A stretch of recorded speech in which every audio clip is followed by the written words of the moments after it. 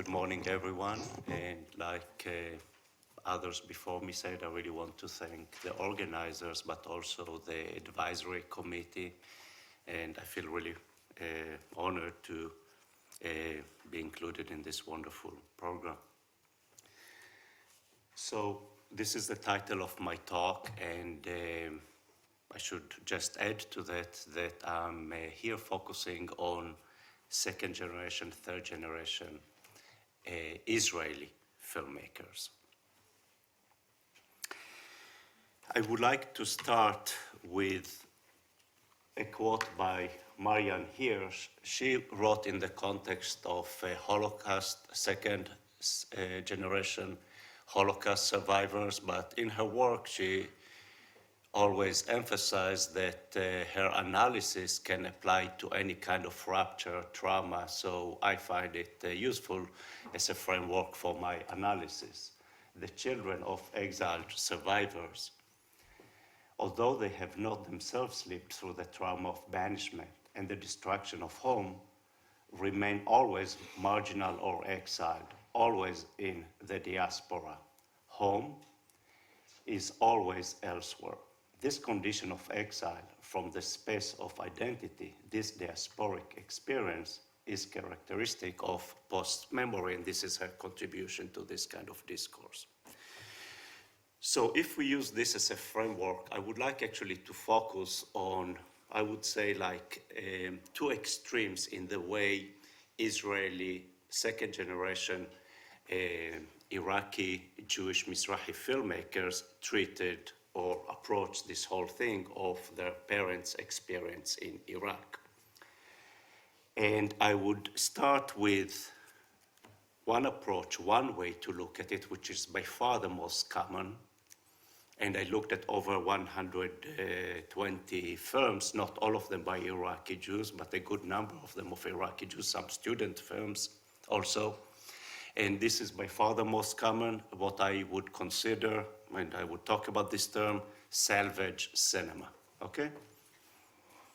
So considering the scarcity of Arab Jewish culture in Israel during the years in which second generation immigrant Iraqi Jewish Mizrahi filmmakers forged their identity and the coerced uneasiness with which their immigrant parents had to endure the Arab past, it is not surprising that a significant number of contemporary fiction and documentary filmmakers must often pry into their families' pasts in Iraq to find traces of their heritage there. Hamid Nafisi's coinage of salvage cinema, quote, making films that serve to preserve and recover cultural and ethnic heritage, unquote, accurately captures this contemporary trend in Mizrahi cinema in general and in Iraqi Jewish in particular. These films are inspired by the filmmaker's sense of urgency to preserve shards of their characters' Iraqi Jewish culture and exilic past. In the context of salvage cinema, what we find time and again is an attempt to reify the past as if to fossilize it. In a relatively substantial number of Iraqi Jewish Mizrahi films, the connection to the Arab past is constructed through the creation of a mimetic work within the film diegesis itself, within the film itself. For example, the barbecue people, Mangalistim, and I'm talking about the film here, by David Ofek and Yossi Madmoni from 2003. It contained scenes of opening or reopening of a movie theater, in this case, a fictive Al-Watani. By the way, in the film it is called Al-Wataniya, but apparently the correct name is Al-Watani. So the reopening of Al-Watani movie theater in Israel for the screening of old films in order to stimulate their personas, the parents, to relive the past. Similarly to other recent films which probe into Jewish experience in Iraq, My Fantasia, actually one of the films I'll focus on, is also permeated by a sense of finality and loss. Some of you might also be familiar with Chalri Baghdad by Eyal Halfon. Throughout the film, you hear words like death, and they're all interspersed in this film. And I will talk about the problematics of that in a few minutes. My Fantasia by Duki Dror spans a 9-year period and is set in mostly a menorah workshop called Fantasia, Fantasy, which is owned by Dror's father and 2 uncles. The trigger for Dror to reconnect in his firm with his parents' Iraqi past is the 1991 Gulf War. In the opening of My Fantasia, Dror lives with his Israeli girlfriend in Los Angeles. Studying cinema in LA, Dror cherishes life away from home. He no longer wishes to realize his childhood dream to be a menorah maker like his father. But over the TV images of the airstrikes targeting Baghdad and the implied Scud attacks launched against Israel, Dror comments ruefully, quote, "Everything was fine until one day Saddam showed up. He brought back to me Israel, home, and also Dad and Iraq," unquote. I need to obviously just say that we are talking about 1991. This is before social media era. And it's really true. And as I said, the number of films I looked at, but I also interviewed about 20, 25 filmmakers who actually dealt with more or less the topic I'm talking about, of nostalgia in general. And the Iraqi, second generation Iraqi filmmakers, time and again, they say how the Iraq war, the 1991 war, was a formative experience, because not for the people who are sitting here, very likely, but for them it was the first time to actually have any visual presence of Iraq. And this is really something that for us, it's hard to imagine, for you. All right.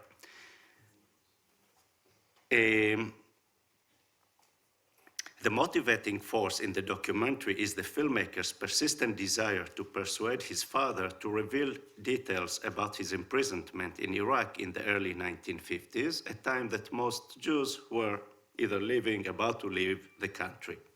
The father and his siblings consistently refuse to divulge any information.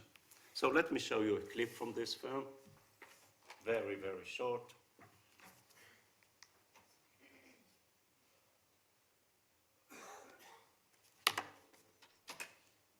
Oops, did I do anything wrong?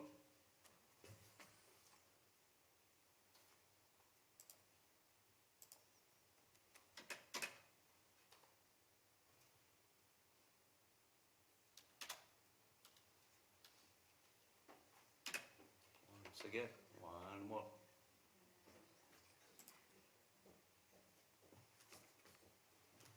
It's not this and not this. Not sure. No, it's okay. Just from the, okay, I thought from the remote.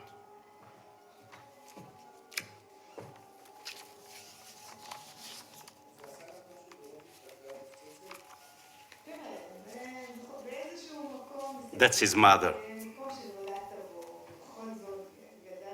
So the father doesn't say much, so he's trying to get some information from his mom.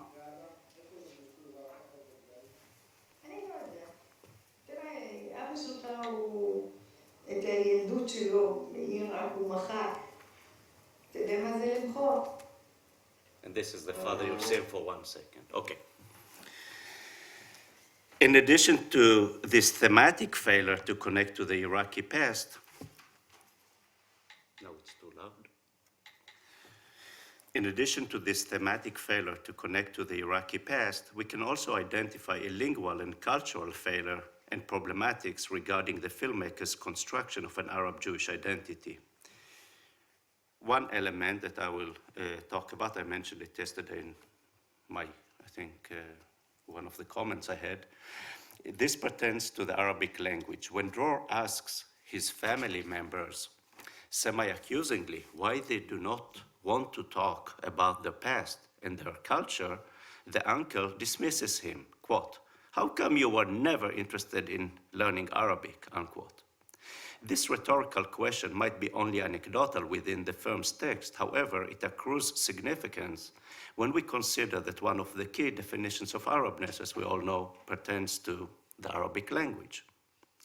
It is therefore all the more ironic that most second-generation Iraqi Jewish Mizrahi filmmakers, including those discussed here, who wish to connect to the parents' Arab world, have at best only rudimentary knowledge of the Arabic spoken by the parents. Furthermore, the Iraqi Jewish dialect is rarely spoken in any of these films, not even in those whose content engages directly with Iraq as the homeland. So I think about this kind of films, and I use this term, nostalgia without memory. It's not something I coined, it was used in a totally different context. But I think it's very relevant to think about this kind of filmmaking as nostalgia without memory. These ironic elements regarding the filmmaker's desire to come close to their parents' experience in the Arab world and the flaunting of their Arab Jewish identity is intimately connected to their concerted effort to confer unequivocally onto their Mizrahi subjects, in this case the parents, a stronger connection to the Arab culture than those subjects are willing to accept. The mother said, we basically forget, more or less, Iraq. And this is a common pattern. Once again, when I talk about Israeli films, I don't think it's common to films made by Iraqi Jewish filmmakers elsewhere. Indeed, at times the films become a stage where the subjects and the filmmaker are pulling into opposite directions along the connective separating axis of the hyphenated Arab Jewish identity. The less common approach to connecting to the past is what I consider in my work kind of a more postmodern take. What I mean by that is that the impossibility to reach the past is not only in the content of the film, as we saw here, like trying to gain more information and you don't get it, but it's actually embedded in the genre or the style of the film. For example, the film I'm going to talk about is a mockumentary. So it already tells you just by choosing this genre that you are not taking it too seriously, this kind of possibility of really connecting to the past and like reaching out and getting this is the past, I got it here. It's the opposite of that. So, by the way, those of you, the film that I'm going to talk about, those of you who are familiar with Ilya Suleiman, Ella Shohat knows him very, very well. It's kind of, I think, kind of similar to the way he looks at home from a Palestinian standpoint. It's very similar. Okay, the 1991 Gulf War is also the narrational springboard for reflection on Arab Jewish identity in David Tawfik's Ofek 1994 mockumentary Bite. And it is probably the film that best exemplifies this postmodern take on Iraqi nostalgia and the Jewish Iraqi past. Ofek, the son of Iraqi parents, employs television images of the war to explicitly explore how his, in parentheses, fictive parents' past in Iraq, because he uses actors. His parents' past in Iraq sheds light on their experiences on the war against Iraq. The father, well-known actor, the father is watching television, and as he identifies his old family house on the screen's fuzzy, bluish picture taken from American warplanes targeting Baghdad, he excitedly summons his wife, mother, and the filmmaker to join him.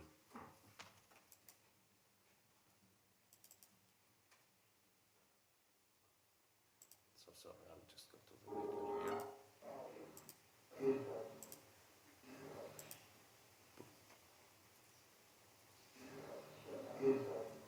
here. Yeah, that's Aryeh Elias, very well known. The filmmaker's in the middle.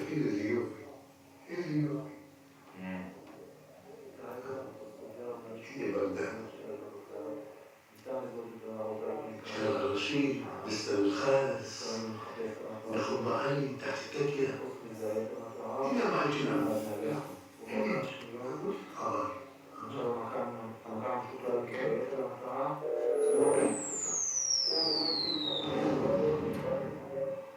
Okay, and then they replay it 4 or 5 times.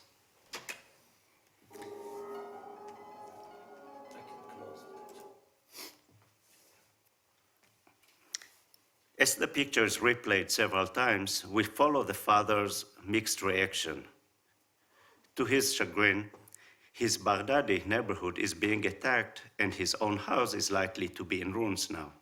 But the knowledge that the attack is against Israel's enemy exhilarates him. Indeed, even as the grandmother confesses in a mournful mood that she cried bitterly when the family had to leave their nice house in the hands of the Iraqis, the father's spirit is up, quote, now the Americans are teaching them a lesson, unquote. It is precisely the moment the place in Iraq is identified that it is also obliterated, home. The visual abstraction of the television images in Bait results in the alteration from the indexical and denotative signifiers for house to symbols from home and even homeland, a play that is captured well in the double or triple referentiality of Bait. Bait stands for all three, basically, in Hebrew. Bait itself is a slippery referent throughout the film. Does home allude to Iraq or to the new place in Ramat Gan, Israel, which is also under attack now by the Iraqi Scud missiles? The images of home house on television screen are beguiling. Home, as a signifier of stability and origin, turns in a Baudrillardian sense into a virtual reality, fragmented, elusive, unstable, and mediated.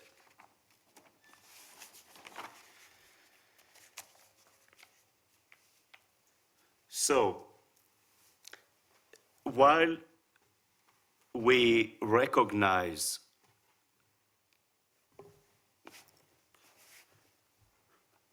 the concept, the notion, the sense of rupture in terms like end and death, and the impossibility of connecting for these filmmakers to their Iraqi Jewish life, we can actually look at it more critically, and it might not be what I described, the most prudent way of talking about the past and the present.